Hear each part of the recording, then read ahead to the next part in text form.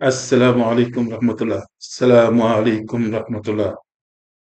Seen mbokk Babacar Gueye moom mooy ñëwaat ci série de vidéos yi ñu doon def sur la décentralisation te ñu yeggoon à un niveau de cohérence territoriale.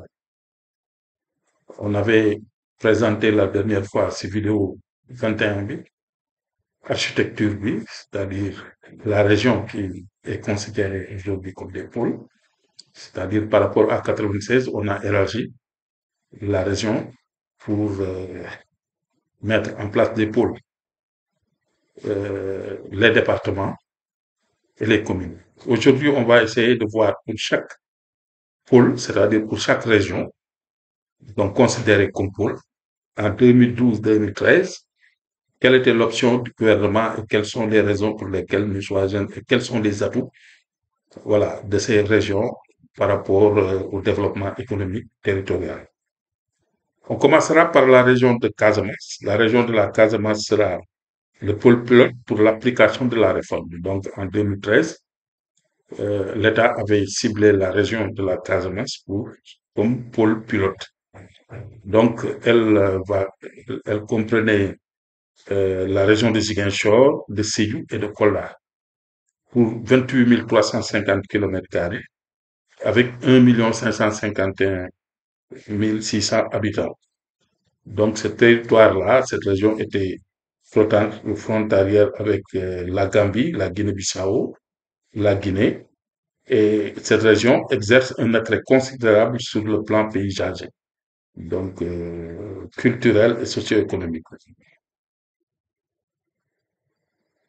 Donc, le cadre naturel offrait vraiment d'énormes potentialités tant pour l'économie rurale, industrielle que le tourisme, donc avec d'importantes ressources forestières, donc de nombreux chenaux et cours d'eau, une pluviométrie abondante, donc des bas-fonds, zones de prédilection de la riziculture. Donc, pour vous dire que cette région est une région quand même extrêmement riche, mais non exploitée. C'est la raison pour laquelle on va revenir sur ça quand on parlera du plan national d'aménagement et de développement territorial, pour entrer en profondeur vraiment dans, dans les potentialités de cette région qui est un poumon économique extrêmement important. Alors, pour cette région, l'enjeu le plus important est une meilleure intégration de cette région dans l'espace national et l'affirmation de sa position géostratégique, donc dans un ensemble sous-régional plus vaste. Et les activités phares qu'on a retenues, c'est l'élevage, le tourisme balnéaire, l'écotourisme. Vous avez aussi la production et la transformation agricole. Donc, il y a aussi, il faut aussi adjoindre aussi l'aquaculture, donc qui est vraiment une activité très propice qu'on peut faire là-bas au niveau de cette région. Alors, la deuxième région, c'est la région Dakar-Thiès, c'est-à-dire qui va regrouper l'ancienne région bon, de Dakar et la région de Thiès. Alors, les grands projets en cours d'achèvement permettront à la capitale de renforcer son rang international, surtout en Afrique de l'Ouest. Donc, la plateforme technique et industrielle de Diamniadio, le nouvel aéroport de Dias, et la priorité affirmée en faveur des infrastructures de connectivité avec la construction de l'autoroute à péage. Donc, permettant de renforcer les liens entre les régions, pourront faire de Dakar un véritable hub urbain. Donc, même dans le plan national d'aménagement et de développement territorial, donc, ce plan a prévu pour Dakar comme une métropole internationale, parce que vous avez un niveau d'infrastructure acceptable, le développement d'activités économiques, hein, par exemple la pêche. Vous avez aussi le tourisme d'affaires qui est extrêmement développé au niveau de cette région. Donc, un accent particulier doit être mis sur les fonctions d'excellence pour améliorer l'attractivité de cette région urbaine en termes de promotion de pôles universitaires et surtout de nouvelles technologies de l'information et de la communication. Donc, avec les solidarités acquises dans la région de Caisse, cette nouvelle entité pourrait constituer un espace novateur et de renforcement industriel bénéficiant au transfert des industries de la capitale et offre déjà de réels facteurs de structuration spatiale, axe routier, ferroviaire. Donc, sa position de contact qui garantit l'insertion entre la partie intérieure et le littoral permettra d'accroître les chances de développement des régions intérieures par un branchement sur les courants d'échange. Cette entité bénéficie d'importants points d'ancrage, Dakar, Thiès, Mbour, etc. Donc, si on a une superficie avoisinant 7151 km² pour 4 456 161 habitants. Et ces chiffres, c'était les chiffres de 2012. Donc, les activités phares, vous avez beaucoup d'entreprises de services, maraîchage dans les Niayes, pêche industrielle et artisanale, tourisme d'affaires, tourisme balnéaire, écotourisme. Donc, industrie chimique et pêche artisanale. Donc, vous avez aussi le port autonome de Dakar qui est dans cette région et bientôt les nouveaux ports de Ndayan, ainsi de suite, et parmi le port minéralier de Barne. Concernant maintenant la région de Durbel-Louga, la région de Durbel-Louga fusionnera les territoires de Louga et de Durbel. Elle couvre une superficie de 29 616 km² pour 2 377 994 habitants en 2012. Je rappelle bien en 2012. Ce territoire est doté d'importantes ressources agro-pastorales. Les mouvements de transhumance qui animent ce territoire sont déterminés par la complémentarité donc fragile des milieux naturels. Donc, pour cette région, la principale activité, donc, c'est l'élevage, bon, couplé aussi à l'agriculture et, et un savoir-faire vraiment dans l'utilisation du cuir, surtout au niveau du département de Kébémer, dans la commune d'Angaï, et pourra faire vraiment un triangle très intéressant entre Touba, Ngaï et Dara. Donc, il y a un projet extrêmement important de l'ANAT qu'ils ont structuré qui s'appelle l'ASIAR.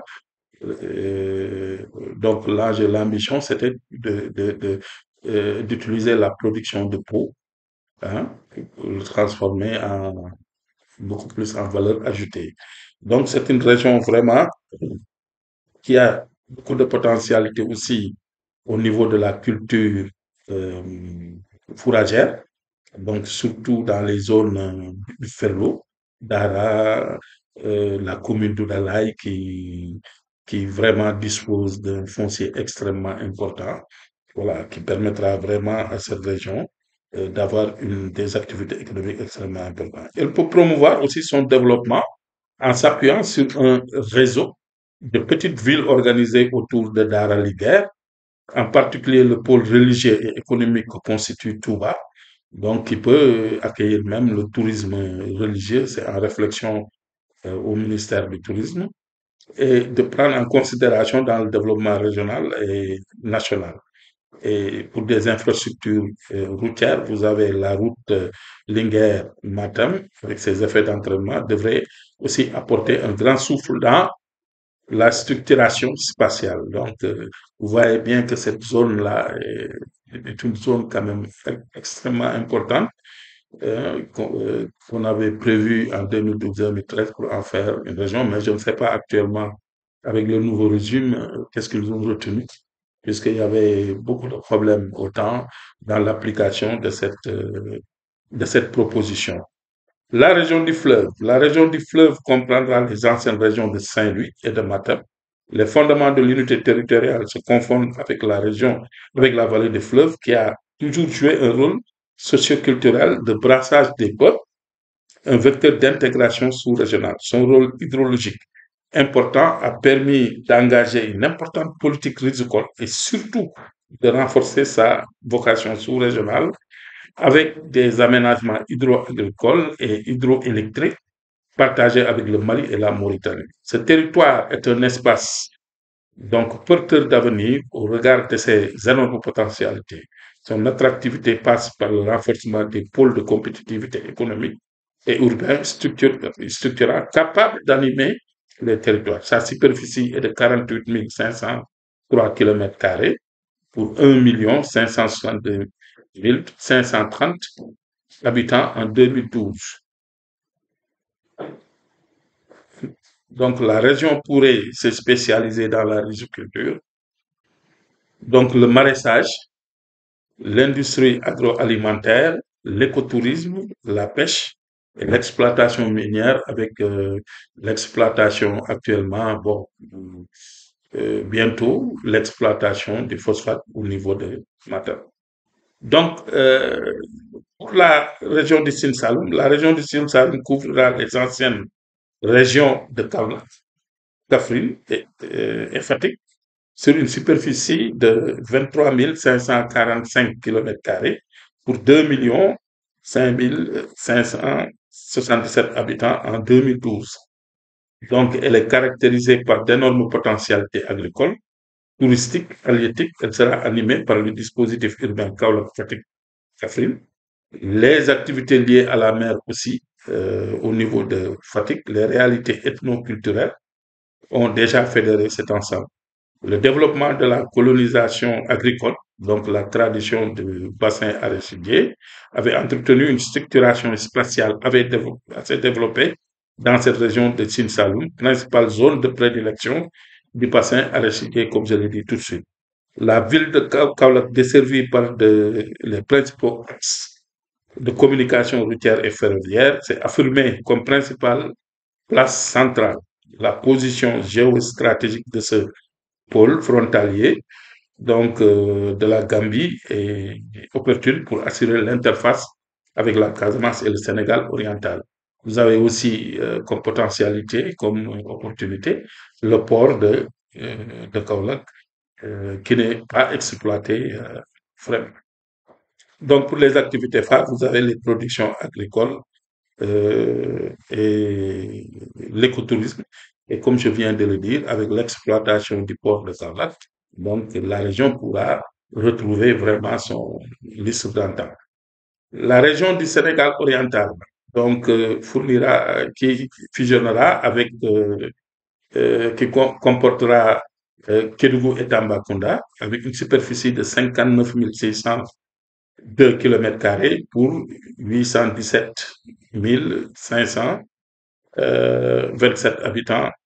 Elle présente les caractéristiques suivantes, donc paysage diversifié, espace de migration et d'intégration sous-régionale sur les plans culturels et ethniques, des potentialités naturelles immenses utilisant une agriculture diversifiée et le développement d'un tourisme paysager avec le parc Nyokolokoba. Dans sa partie sud-est, la zone de Kédougou tire son originalité des énormes potentialités minières de sel, bon, or, uranium, etc., puisqu'il y a d'autres ressources aussi qui sont découvertes et qui en font une zone d'avenir.